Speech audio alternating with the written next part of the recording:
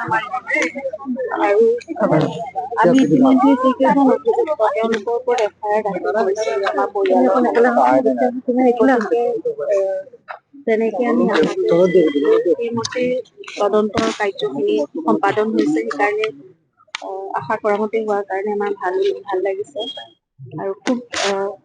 মানে বহুত কষ্ট কৰি তদন্তকাৰী দলটোৱে গোটেইখিনি SIT এইখিনি ইমান দিন ধৰি কৰিলে গতিকে আমি তেওঁলোককো ধন্যবাদ জনাইছো আৰু ৰাইজে আশা কৰা মতে ফল ওলাইছে গতিকে এতিয়া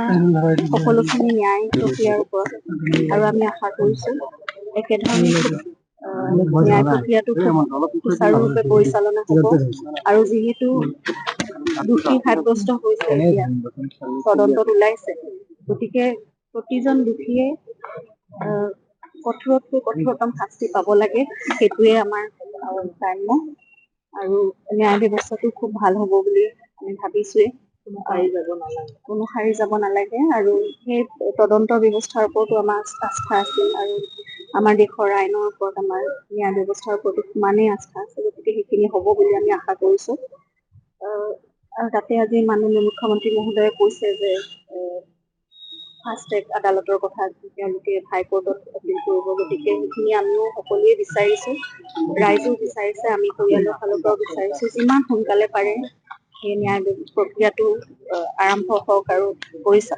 ভালকে পৰিচালিত হওক আৰু এটা মীমাংসা যাতে আমি সোনকালে পাব পাৰো আৰু পুনৰবাৰ কৈছো দোষীয়ে কঠোৰতকৈ কঠোৰতম শাস্তি পাব লাগিব আমাৰ গোটেই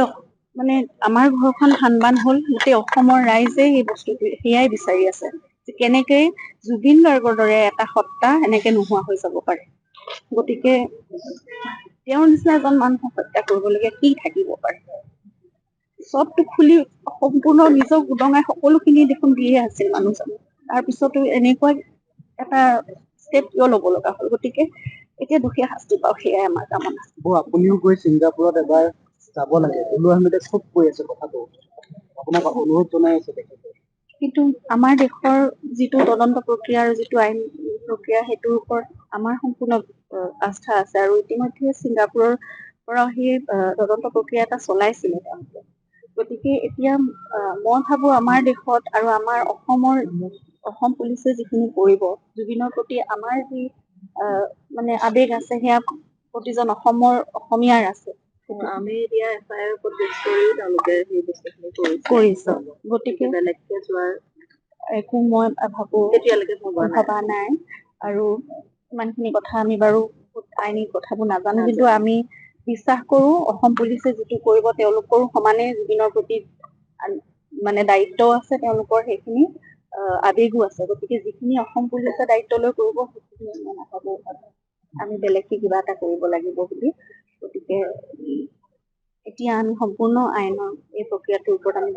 আস্থা ৰাখি আগবাঢ়িছো